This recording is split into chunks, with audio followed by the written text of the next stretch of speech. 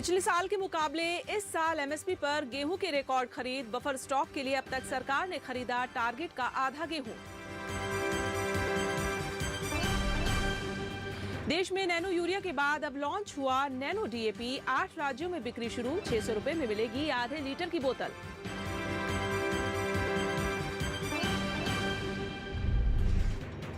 इनाम पर ऑनलाइन कारोबार का बढ़ा दायरा। मौजूदा वित्त वर्ष में कारोबार 1 लाख करोड़ रुपए तक पहुंचने की उम्मीद।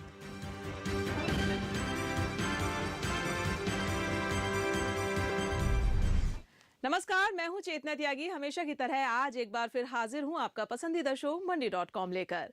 मंडी.com में भारतीय किसानों के लिए जरूरी खबरों के साथ खेती के सिकंदर में शानदार प्रेरक कहानी के अलावा बीते सप्ताह जरूरी कमोडिटीज के भाव भी हम आपको बताएंगे और साथ ही होगी किसानों के काम की NCDX पाठशाला। सबसे पहले देख लेते हैं कि बीते सप्ताह जरूरी कमोडिटीज के भाव क्या रहे हैं।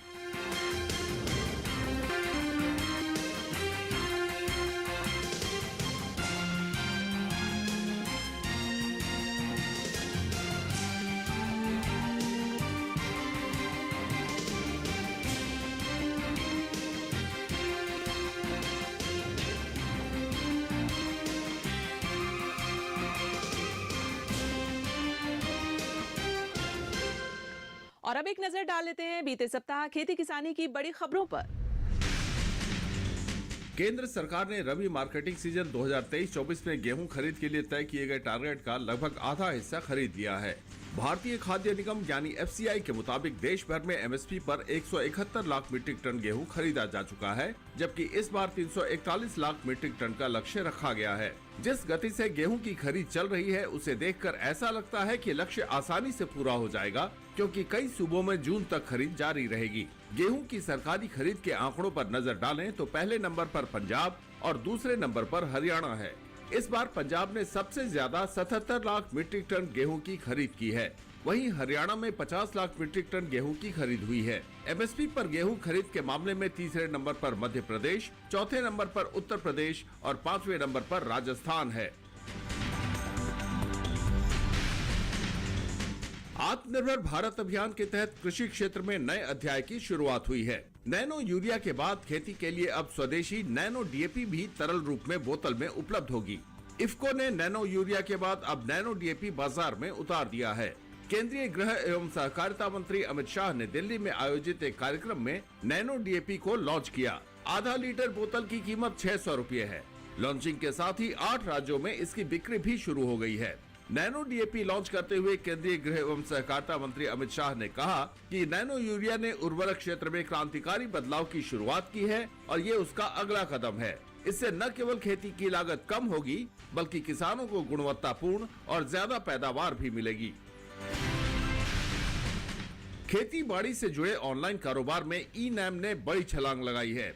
साल 2022-23 में E-NAM का ऑनलाइन कारोबार पिछले साल की तुलना में 32% बढ़कर 75,000 करोड़ रुपए के पास पहुंच गया। E-NAM प्लेटफॉर्म पर पहले की तुलना में अब अधिक किसान और व्यापारी किसान उत्पादक संगठनों से जुड़ रहे हैं। रिपोर्ट के मुताबिक मौजूदा वित्त वर्ष में E-NAM का टर्नओवर 1 लाख करोड़ रुपया पार कर सकता है। गौरतलब है कि 7 साल पहले E-NAM की स्थापना हुई थी और तब से लेकर अब तक इस प्लेटफॉर्म पर हर रोज किसानों और व्यापारियों की संख्या बढ़ती जा रही है। E-NAM पर दूध और सी फूड को छोड़कर सभी तरह के कृषि प्रोडक्ट का कारोबार होता है। बांग्लादेश और ईरान जैसे देशों की मजबूत मांग की बदौलत हाल के महीनों में चना का निर्यात बढ़ा है। वहीं देश के प्रमुख उत्पादक राज्यों की मंडियों में कीमतें 5,335 रुपए प्रति क्विंटल के न्यूनतम समर्थन मूल्य से नीचे बनी हुई हैं। नवीनतम आंकड़ों के मुताबिक देसी चना का निर्यात फरवरी में लगभग 10 गुना बढ़कर 53,000 टन हो गया, जबकि एक साल पहले इसी अवधि में ये लगभग 5,500 टन था। दरअसल देश में चना एक महत्वपूर्ण दलहन फसल है, जो देश के कई हिस्सों में व्यापक रूप से उगाई जाती है। आने वाले समय में देश के प्रमुख चीनी उत्पादक राज्य महाराष्ट्र में चीनी का उत्पादन कम होने की आशंका है। दरअसल भारतीय चीनी मिल संघ यानी ISMA ने सितंबर में समाप्त होने वाले चालू विपणन वर्ष के लिए देश में चीनी उत्पादन के अनुमान को 3.5% घटाकर 328 लाख टन कर दिया है। पहले चीनी उद्योग निकाय ने 340 लाख टन चीनी के उत्पादन का अनुमान लगाया था। विपणन वर्ष 2022-23 के अक्टूबर-सितंबर में महाराष्ट्र में चीनी उत्पादन 121 लाख टन के पहले के अनुमान से घटकर 105 लाख टन तक रहने के कारण कुल चीनी उत्पादन अनुमान में संशोधन किया गया है।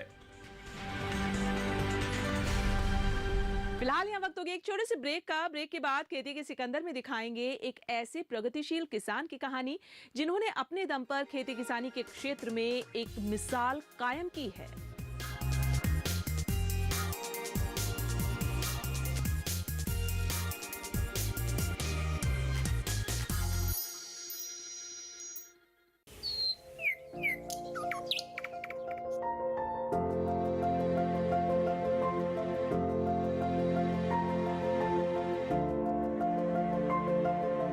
कहाँ होगी बारिश,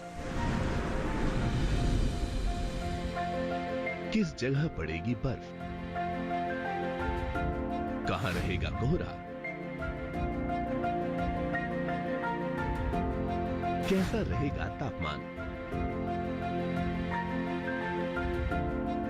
पर्यटन स्थलों पर क्या रहेगी मौसम की स्थिति।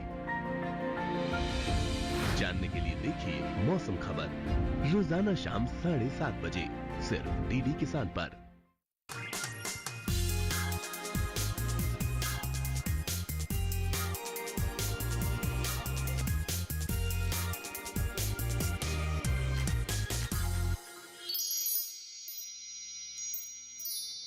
एक बार फिर से स्वागत है आप सभी का मंडी.com में और अब वक्त हो गया हमारी खास पेशकश खेती के सिकंदर का। तेजी से हो रहे शहरीकरण के कारण शिक्षित वर्ग कृषि कार्यों से दूर होकर शहरों की चकाचौंध की ओर आकर्षित हो रहा है। इन सब के बीच ग्रामीण परिवेश में रहने वाले कुछ ऐसे लोग भी हैं जो पढ़े लिखे होने के बावजूद नौकरी के लिए भागदौड़ करने की बजाय खेतों की ओर लौट रहे हैं। खेती के सिकंदर में आज हम एक ऐसे किसान की कहानी दिखाने जा रहे हैं जिन्होंने अपने दम पर एक मिसाल पेश की है। देखिए मंडी.com की ये खास रिपोर्ट। हर किसी का सपना होता है कि वो पढ़ लिख कर अच्छी नौकरी करे और लग्जरी जीवन यापन करे, लेकिन पश्चिमी उत्तर प्रदेश के सहारनपुर जिले में नंदी फिरोजपुर गांव के एक प्रतिभाशाली किसान ने इस बात को गलत साबित कर दिखाया। कृषि में स्नातक और होम्योपैथी में bachelor of homeopathic medicine and surgery की डिग्री लेकर उन्होंने नौकरी करने के बजाय गांव वापस आकर खेती करना बेहतर समझा। कृषि के क्षेत्र में नए प्रयोग और सफसली खेती को बढ़ावा देने वाले ये प्रगतिशील किसान हैं सहारनपुर के पद्मश्री सेठपाल सिंह। बेसिकली हमारा जो पैतृक वो है वो किसान है। पिताजी ताऊजी जो हमारे खेती करते थे और मैं तो कहिएगा 2 हेक्टेयर का किसान हूँ। 6 भाई हम लोग हैं, तो हमारी जॉइंट फैमिली है, तो लगभग 12 हेक्टेयर ज़मीन हमारे पास है और हम 2 भाई यहाँ पे खेती करते हैं। जहाँ तक किसान से जुड़ने की बात हो, मेरी एजुकेशन पूरी होने के बाद फिर मैंने अपना एक इलेक्ट्रो होम्योपैथी का कोर्स किया, BEMS MD भी मैंने उसमें किया था। फिर मैंने अब इलेक्ट्रो होम्योपैथिक में अपनी प्रैक्टिस स्टार्ट की।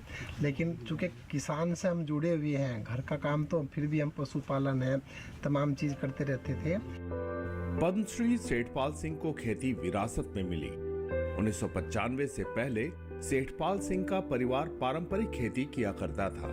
शुरुआती दिनों में जब डॉक्टर सेठपाल अपने पिता के साथ मिलकर खेती में कुछ नए प्रयोग कर रहे थे, तब गांव के लोग ये कहकर उनका मजाक उड़ाया करते थे कि डॉक्टर साहब अब गन्ना और गेहूं उगाएंगे। पर लोगों की बातों को अनसुनी कर सेठपाल अपनी धुन में शिद्दत से जुटे रहे। धीरे धीरे वो कृषि, उद्यान और गन्ना विभाग से जुड़कर तकनीकी जानकारी इकट्ठा करते गए। हमारे बीच में एक हमारे किसान सहायक इंद्रपाल सिंह तोमर जी आए।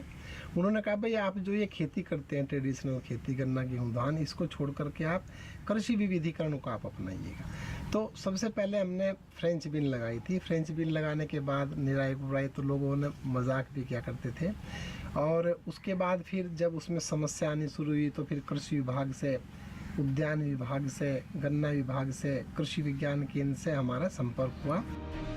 कृषि विज्ञान केंद्र केवीके के संपर्क में आने के बाद डॉक्टर सेठपाल सिंह पारंपरिक फसलों के साथ साथ फल फूल और सब्जियों की भी खेती करने लगे। फिलहाल वो गन्ना, धान, गेहूं, दलहन तिलहन के अलावा कई तरह के फल सब्जियों के साथ सिंघाड़े और कमल की खेती करते हैं। पद्मश्री सेठपाल सिंह खेती के क्षेत्र में कई तरह के प्रयोग कर अब एक साथ कई फसलें उगाते हैं। इनका मानना है कि किसान को एक फसल पर निर्भर नहीं रहना चाहिए। फसल विविधीकरण एक ऐसा है, जब तक हमारा किसान अपनी फसल में संतुलन नहीं बनाएगा तब तक वो सफल किसान नहीं होगा।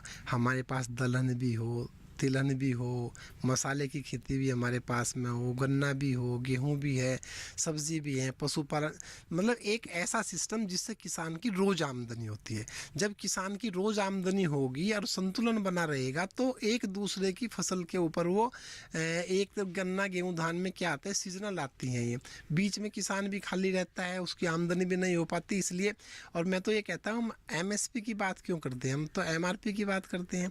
जब तक किसान अपनी फसल में संतुलन बनाएगा, कृषि विविधीकरण बनाएगा, तमाम चीज़ों का समावेश करेगा, उसमें फसल चक्र भी बदलेगा, हमारी खेत की जो जैविकता है वो भी बढ़ेगी, जो हमारा जैव उर्वरक है उसके अंदर उनका इस्तेमाल होगा, जो हमारी उसका पीएच कम होगा, उसके अंदर माइक्रोन्यूट्रिएंट्स की पूर्ति होगी, तो हमारी ज़मीन भी बचेगी, जल प्रदूषण होने से बचेगा, वायुमंडल बचेगा। जितना हमारा प्रकृति के साथ में जीव जंतु हैं, चिड़ियाँ हैं, पक्षी हैं, वो सब का समावेश होगा।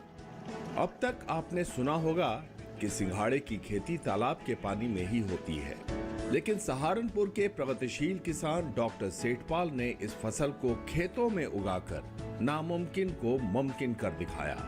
हालांकि शुरुआती दिनों में उन्हें काफी कठिनाइयों का सामना करना पड़ा, लेकिन आखिरकार वो इस प्रयोग में सफल हुए। सेठपाल सिंह ने तालाब की बजाय खेतों में ही सिंघाड़े की सफल खेती करके किसानों को नई राह दिखाई, जिसका नतीजा है कि आज सहारनपुर के ज्यादातर इलाकों में बड़ी संख्या में किसान सिंघाड़े की खेती कर रहे हैं। देखिएगा, ये हम लोगों ने एक बार, मैं सड़क से जा रहा था तो बराबर में देखा लोग सिंघाड़ा कि उसमें घुसे हुए थे, तो मैं अपने कृषि विज्ञान केंद्र में आया और वहाँ पे हमारे डॉक्टर पीके सिंह जी थे। मैंने उनसे कहा, सर ये सिंघाड़ा जो हम खेत में भी क्यों नहीं लगा सकते? उन्होंने कहा, भाई ट्राई करो आप, जो कोई इसमें कोई दिक्कत आएगी हम उसको सोल्व करेंगे, कीट पतंगों की समस्या। तो हमने लेकर के इसको, जैसे धान की लिए हम खेत तैयार करते हैं, पानी भर करके खेत में उसकी पटलिंग करते हैं ट्रैक्टर से, ऐसे ही करके हमने इसमें सिंघाड़ा लगा दिया। और सिंघाड़ा लगाने के बाद जो हमारा जो अनुभव है वो इतना अच्छा अनुभव है। इसका जो रेट है, स्टार्टिंग रेट इसका 35, 40 और 45 रुपये पर केजी जाता है। और जो खेत का सिंघाड़ा और तालाब का सिंघाड़े में दो फर्क है। तालाब में गांव का पानी आता है, वो पानी स्थिर रहता है, गंदा रहता है, इसलिए उसका जो सिंघाड़ा निकलता है वो थोड़ा गंदा होता है और उसमें जो न्यूट्रिशनल वैल्यू है उसकी वो भी कम रहती है, उसका इतना टेस्ट नहीं होता। सेठपाल मौसम और सीजन के हिसाब से खेती करते हैं। खेती की मिट्टी में पोषक तत्व की कमी ना हो, इसके लिए इन्होंने फसल अवशेष प्रबंधन यानी वेस्ट मैनेजमेंट की व्यवस्था कर रखी है। सेठपाल गौ आधारित प्राकृतिक खेती करते हैं और अपने साथी किसानों को भी इसके लिए प्रेरित करते हैं। देखिए, हम लोग केंचुए की खाद भी बनाते हैं, वर्मी वास भी बनाते हैं, और जो हमारा नेडेफ का जो हमारा है गड्ढे हैं उसको भी तैयार करते हैं। और इसके साथ साथ जो जैव उर्वरक है, एजिटोबैक्टर है, फास्फेटिका है, एनपीके का जो है, उसको भी हम अपने खेतों में इस्तेमाल करते हैं। और जैसे अभी आपने सिंघाड़ों की बेल के बारे में बताया, जब हमारा सिंघाड़ा ख़त्म हो जाता है दिसंबर में पाला पड़ना शुरू होता है, तो वो सारी की सारी हमारी खेत में उसमें कंपोस्ट हो जाती है। और कंपोस्ट होने के बाद फिर उसमें चूँकि नमी ज़्यादा रहती है उस टाइम, तो हम उसे मेथी की बुआई करते हैं। मेथी की बुआई करने में मेथी ज़्यादा नमी में भी उग जाती है, और हम इसको मार्च में जा करके पहले हफ्ते में हम इसको मेथी को निकाल करके मार्केट में सब्जी के रूप में बेच देते हैं। अक्सर देखा गया है कि प्रगतिशील किसान उन्नत खेती के जरिए अपनी एक अलग पहचान बनाते हैं। उन्हीं में एक हैं किसान सेठपाल सिंह, जिनकी खेत किसी प्रयोगशाला से कम नहीं। सेठपाल सिंह भी कभी सामान्य किसान हुआ करते थे, लेकिन इनके हौसलों में इतनी ताकत थी कि आज आम किसान से खास किसान बन गए हैं। सेठपाल सिंह को पद्मश्री के अलावा कई पुरस्कारों से सम्मानित किया जा चुका है। जब स्टार्ट किया था इसके बारे में हमें कल्पना भी नहीं की गई थी। शुरुआत में हम लोगों ने मजाक बनाया, भाई आप लोग प्रधान जी क्या काम कर रहे, डॉक्टर साहब आप ये काम कर रहे। हम स्वयं अपने खेतों में काम करते हैं, मजदूरों को लगते हैं, उन्हें रोज़गार भी मिलता है।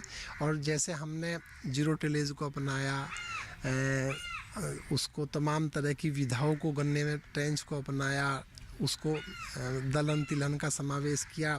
इस क्रम में मुझे डिस्ट्रिक्ट लेवल पर, मंडल लेवल पर, प्रदेश लेवल पर और ICR के चाहे जगजीवन राम अभिनव पुरस्कार हो, NG रंगा डाइवर्सिफाइड पुरस्कार हो, इनोवेटिव फार्मर हो, फेलो फार्मर हो, तमाम तरह के हमें पुरस्कार दिए गए। और पद्मश्री देने के बाद लिए तो हम भारत सरकार के को माननीय प्रधानमंत्री नरेंद्र मोदी जी को और माननीय राष्ट्रपति महोदय जी का हार्दिक अभिनंदन और दिल की गहराइयों से उनका स्वागत करते हैं कि एक किसान जो खेतों की मेड़ों के ऊपर विचरण करने वाला साधारण किसान, उसको भी पद्मश्री मिलता है, तो उस सरकार को हम नमन करते हैं। कड़ी मेहनत से अपनी मंजिल पाने का नाम है डॉक्टर सेठपाल। खेती किसानी में संघर्ष करके मुकाम हासिल करना उनकी विशेषता है।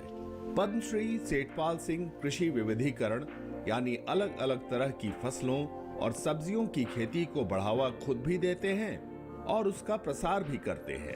अपने 12 हेक्टेयर खेत में धान, गेहूं, गन्ना जैसी फसलों के अलावा लौकी, मिर्च, गोभी, मूली जैसी सब्जियों की खेती भी करते हैं। जैसे हम लोग छोटी इनकम के छोटी जोत के लिए बात करते हैं, हम लोगों ने गन्ना बोया, गन्ने के बीच में हम लोगों ने प्याज लगाई, लहसुन लगा दिया, उसमें मसूर लगा दी, उसके अंदर हमने सरसों लगा दी। तो ये जो छोटी छोटी चीज़ें हैं, इससे एक फ़ायदा तो ये होगा, हमें दूसरी सब्ज़ी मिर्च लगा दी, हल्दी लगा दी, तमाम तरह की वो सब्ज़ी हैं जो हम उसमें लगा के, उसके बाद जो उसका लाभ होगा, जैसे हमारी दलहन की फसलें हैं, दलहन की फसलें से जो उसकी पत्ती गिरेगी, जो नाइट्रोजन फिक्सिंग करते हैं उसमें जड़ों के, उसमें उसका लाभ मिलता है। हम पशुपालन रखेंगे, उससे हमें दूध का लाभ मिलता है। सब्जी हम करेंगे, सब्जी से हम उसके, तो उससे किसान की लगभग रोज आमदनी बढ़ती है। अपनी लगन को सफल बनाने की खुशी दुनिया की तमाम खुशियों को फीका कर देती है। सेठपाल सिंह की खासियत है कि वो खेती में नया प्रयोग करने से कभी नहीं डरते, क्योंकि उनका मानना है कि किसान तब तक प्रगति नहीं कर सकता जब तक वो कुछ नया नहीं करता। सेठपाल सिंह कहते हैं कि खेती को आज के कई नौजवान घाटे का सौदा मानते हैं, लेकिन उन्नत तकनीक के इस्तेमाल से खेती की लागत कम करके मुनाफा कमाया जा सकता है। बस इसके लिए लगन, जुनून और भरपूर मेहनत होनी चाहिए। सहारनपुर के नंदी फिरोजपुर से अनिल वत्स के साथ किशन भारद्वाज। फिलहाल यहाँ वक्त हो गया एक और छोटे से ब्रेक का। ब्रेक के बाद NCDX पाठशाला में किसानों के काम की बात।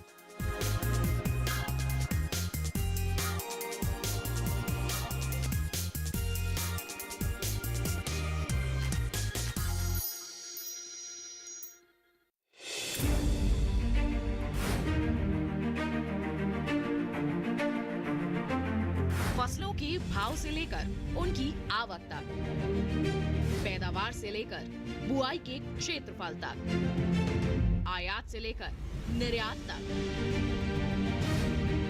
घरेलू से लेकर वैश्विक बाजार तक, मंडियों की सही और ताजा जानकारी पाएं। विशेषज्ञों की राय का लाभ उठाएं।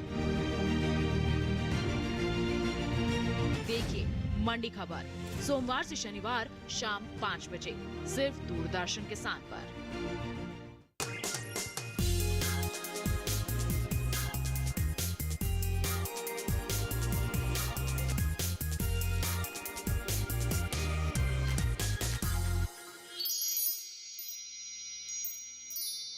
ब्रेक के बाद आप सभी का फिर से स्वागत है मंडी.com में। और अब वक्त हो गया है NCDX पाठशाला का। समय के साथ देश में छोटी जोत वाले किसानों की संख्या बढ़ रही है। ऐसे में किसान सही जानकारी अपनाकर कैसे खेती किसानी के बदौलत ज्यादा से ज्यादा मुनाफा कमा सकते हैं, आइए जानते हैं एनसीडीएक्स पाठशाला में।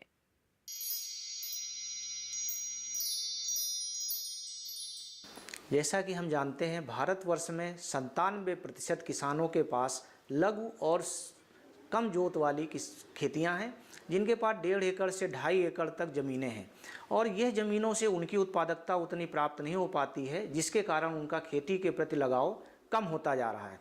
आज हम चर्चा करेंगे ऐसे किसान जिनके पास 2.5 एकड़ ज़मीन है, विशेषकर असिंचित दशाओं में जहां पर सिंचाई की कोई व्यवस्थित सुविधा नहीं है। ऐसे किसान खरीफ मौसम में, बरसात के मौसम में अपना कम क्षेत्रफल में केवल 0.8 एकड़ खेती के लिए दें, जिसमें वह धान की 2 प्रजातियां जो कम समय में तैयार हो सकती हैं, जैसे है NDR 118 और JR 75, इनका प्रयोग करें और उनमें भी ध्यान दें कि NDR 118 पहले तैयार हो जाएगी। शेष क्षेत्रफल की वह मेड़बंदी कर दें, जिससे कि बरसात में जल संरक्षण का कार्य अच्छे से हो सके और रबी में उनकी बुआई समय से हो सके। विशेष ध्यान रबी में देने की रहेगी कि हम रबी में अपना क्षेत्रफल जितने में हमने धान लगाया था उस क्षेत्रफल में गेहूं के लिए उसको निर्धारित कर दें। शेष क्षेत्रफल में समय से दलहन फसलों का अधिकांश क्षेत्रफल रखें, जिनको कि पानी की कम आवश्यकता होती है और बाजार भाव भी उनका अन्य फसलों की अपेक्षा ज़्यादा होता है। इसमें हम कूड़ के रूप में बीच बीच में जो हमारी मेड़ें रहती हैं उसमें सरसों डाल करके अतिरिक्त उत्पादन प्राप्त कर सकते हैं, जो उनके लिए भोजन के रूप में प्रयोग किया जा सकता है। ऐसे किसान दलहन में मुख्य रूप से सब्जी मटर की भी खेती कर सकते हैं, चने की खेती कर सकते हैं और मसूर की खेती कर सकते हैं। जहां पर बाजार में मटर की डिमांड ज़्यादा होती है, मांग ज़्यादा होती है, वहां पर किसान फसलों वाली मटर की खेती भी कर सकते हैं, जो फरवरी के बाद आपकी बाजार में बिक्री के लिए उपलब्ध हो जाएगी और उससे अतिरिक्त आमदनी के साथ अच्छा पैसा भी आप कमा सकते हैं। 2.5 एकड़ किसानों को विशेष जो ध्यान देने की आवश्यकता है वह है, क्योंकि ये हमने पहले ही चर्चा किया कि असिंचित दशाओं के लिए है, तो पूरी भूमि का अच्छे से अच्छा उपयोग करें, कम अवधि वाली ही प्रजातियां लगाएं, चाहे वो धान की हों या अपनी दलहन और तिलहन की प्रजातियां हों। साथ ही उनका ऐसा प्रयास रहना चाहिए किसानों का, जो उनके साल भर भोजन के लिए आवश्यकता है वह उससे ले सकें। बाजार के दृष्टिकोण से वह सब्जी मटर की खेती या फसल वाली मटर की खेती के साथ साथ चने की खेती को प्रोत्साहित करें, जिससे कि उनको अतिरिक्त आमदनी प्राप्त हो जाए। और वह इस प्रकार अगर हम देखेंगे, बात करेंगे, तो जिन किसानों के यहाँ ऐसे सफल प्रयोग हुए हैं, असिंचित दशाओं में वह 25 से लेकर के 28,000 रुपया तक उनकी अतिरिक्त आमदनी प्राप्त हो सकती है, अगर वह अपनी ज़मीनों का पूरा अच्छे से उपयोग करें, जल संरक्षण तकनीकी अपनाएं। इसमें एक चीज़ और हम किसानों को कहना चाहेंगे कि अधिकांश किसान अपनी जो जानवर पालते हैं उनकी गोबर की खाद का प्रयोग वह अवश्य रूप से करें। ये उनकी पैदावार बढ़ाने के साथ साथ जल संरक्षण में भी मदद करती है। मंडी.com में आज बस इतना ही। अगले सप्ताह मैं फिर आऊंगी किसानों को प्रेरणा देने वाली सफलता की एक कहानी और दूसरी जरूरी खबरें लेकर। तब तक के लिए नमस्कार और आप देखते रहिए दूरदर्शन किसान। आपकी राय हमारे लिए बहुत महत्वपूर्ण है। आप हमारे टोल फ्री नंबर पर कॉल कर सकते हैं और अपनी राय दे सकते हैं। साथ ही आप ईमेल के जरिए भी हमें अपनी राय दे सकते हैं। हमारा ईमेल पता है ncdexmandi@gmail.com।